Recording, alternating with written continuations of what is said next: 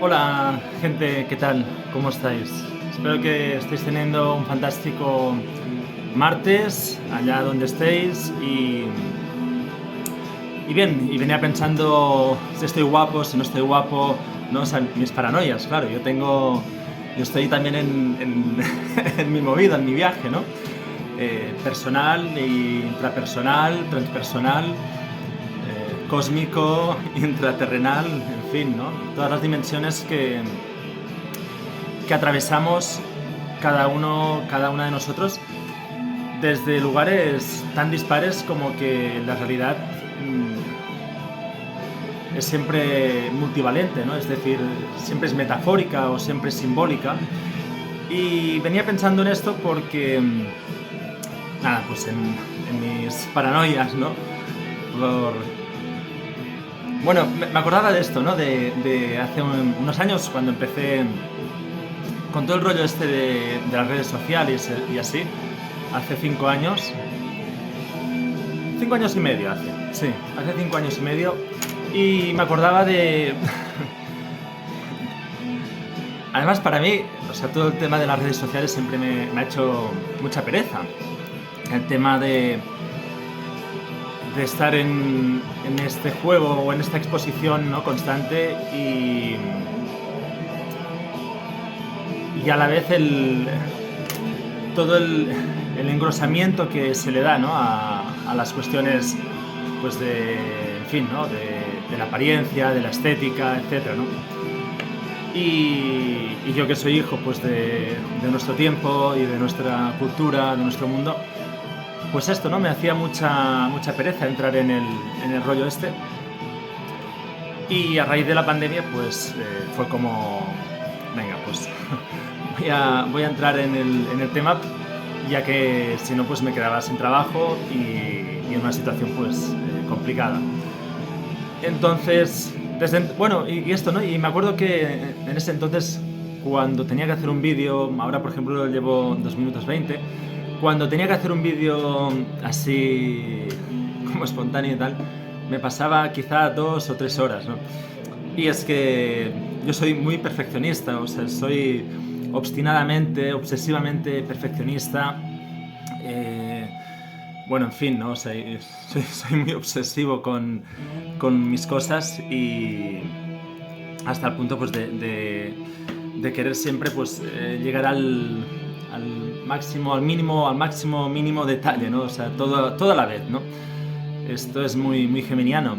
Claro que, si bien es cierto que me interesan temas muy dispares, no llego a todos a los que quisiera o me encantaría llegar, ¿no? Pues desde la botánica, pasando por la dietética, nutrición, pasando, yo qué sé, ¿no? Pues astrofísica, por ejemplo, o matemáticas, ¿no? Y todo eso es algo que digo, wow, eso no voy a poder acceder nunca a una comprensión plena, ¿no? Desde ese lugar, ¿no?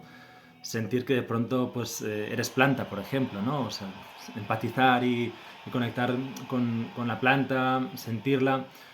Esto, por ejemplo, me pasó la primera vez que recuerdo, me pasó hace unos años. Estaba paseando con mi pareja de ese momento y me acuerdo que estábamos en un campo cerca de Igualada y de pronto había un árbol, estábamos paseando por un camino y había un árbol un poco más elevado. Y en estas que decidimos ir a abrazarlo. Y fuimos a abrazarlo y, y le digo, no me acuerdo qué árbol era, y le digo, por decir algo, esto es un olmo. Y me pregunta, no me preguntó, ¿y cómo lo sabes? Y le digo, pues porque me lo ha dicho, nos hemos comunicado, ¿no? Y en estas que más tarde al llegar a casa lo comprobamos y efectivamente, y yo por ejemplo pues no tengo una noción súper clara, ¿no? El otro día por ejemplo fuimos a pasear con unos amigos y Albert, él sí que por ejemplo pues entiende más de botánica y bueno, y me encanta, ¿no? Pues cuando ves a alguien con esta implicación o con esta conexión, ¿no?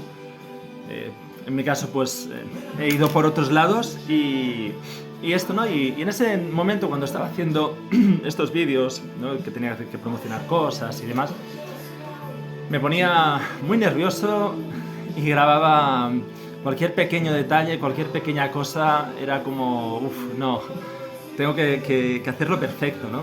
Y en fin, suerte de este cuento zen, bueno, de esta metáfora zen, ¿no? Que dice que había un arquero en una zona quien quería llegar, con sus flechas quería llegar a la luna, quería llegar pues a alcanzar a la luna, ¿no? Y la gente se reía de él, pero él persistía y persistía y persistía, siendo de tal manera que con tanta persistencia, pues finalmente alcanzó ser el arquero más reconocido o el arquero más competente, ¿no? de la zona, ¿no? Y de algún modo es esto, ¿no? Pues decía Picasso, por ejemplo, ¿no? que las musas deben de encontrarte trabajando, ¿no? Para poderte inspirar, ¿no? Y lo cierto es que sí, ¿no? Que debemos de dejarnos atravesar por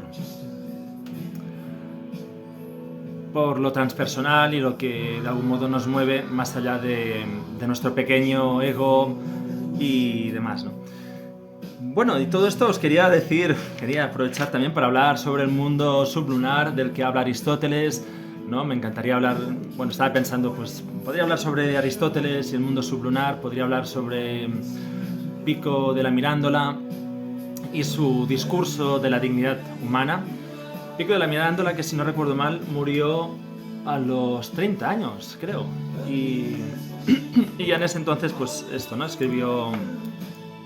Hizo traducciones, fue pionero, ¿no? Junto con Marsilio Ficino, fueron pioneros en la recuperación de la época pagana, ¿no? Y pensaba en esto también, ¿no? En la cuestión del paganismo, la cuestión de la luna, ¿no? La relación con la luna, es decir, cómo atraviesa el chamanismo desde... Esto es algo como muy, muy loco, ¿no? Si lo pensamos así, en un sentido cósmico, teleológico, algo que también me obsesiona mucho, que es la cuestión de... ¡Wow! O sea, el chamanismo se conecta o se establece a partir de la conexión con la luna.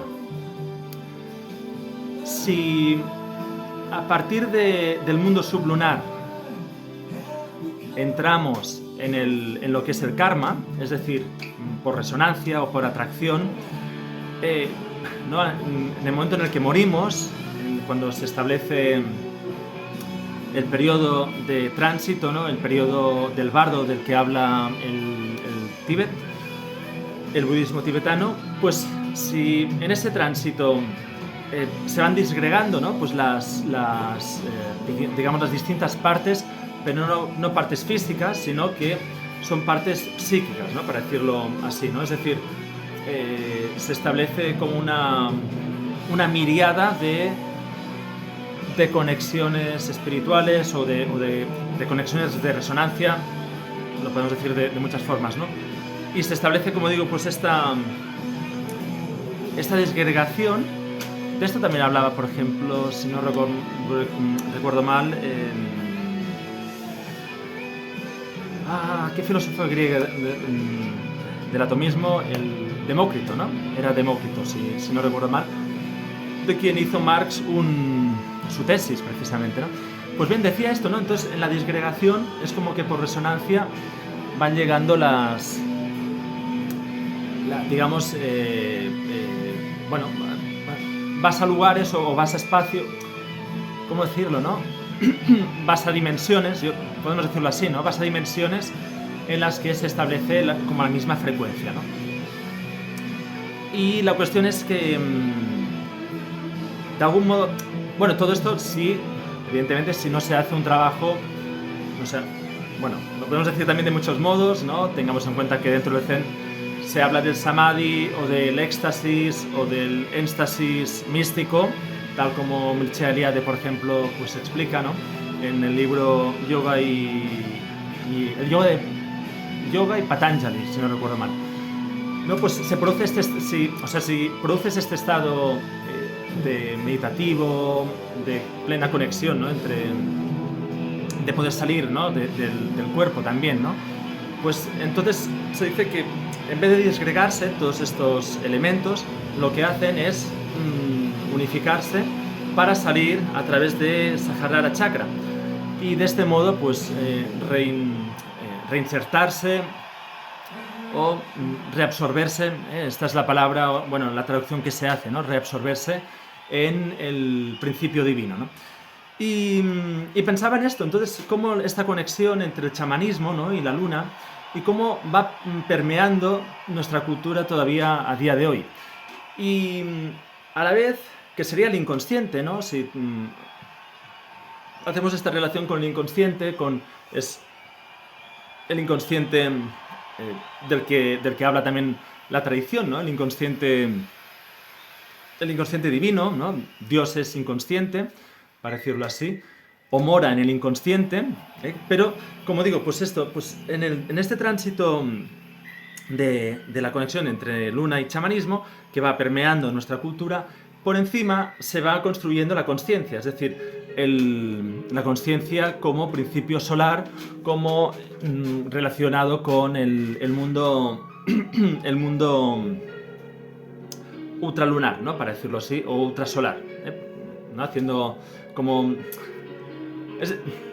claro, vemos, ¿no? Toda la dimensionalidad que va cogiendo cuando vamos atendiendo el símbolo y lo vamos desgajando, pero esto es lo loco y lo divertido, ¿no? Que el símbolo es infinito, no tiene principio, no tiene fin, es una metáfora tras metáfora y es una recreación constante, ¿no? Y de aquí pues que, por ejemplo, los mitos propiamente, o todo lo que son, pues, de lo que hablaba, por ejemplo, Mircea Eliade, precisamente, ¿no? Que decía esta frase que se dice en la literatura latina, ¿no? In illo tempore, ¿no? Es decir, en esos tiempos, en otro tiempo, ¿no? Y a partir de aquí se establece una conexión con el no tiempo, el no espacio, de manera que podemos trascender nuestra condición humana, nuestra condición finita, ¿no? Física, para poder adentrarnos hacia un mundo supralunar y por lo tanto plenamente consciente, ¿no? Y bueno, venía pensando en todo esto también en relación a los yugas, pero de momento voy a dejarlo aquí. Gracias.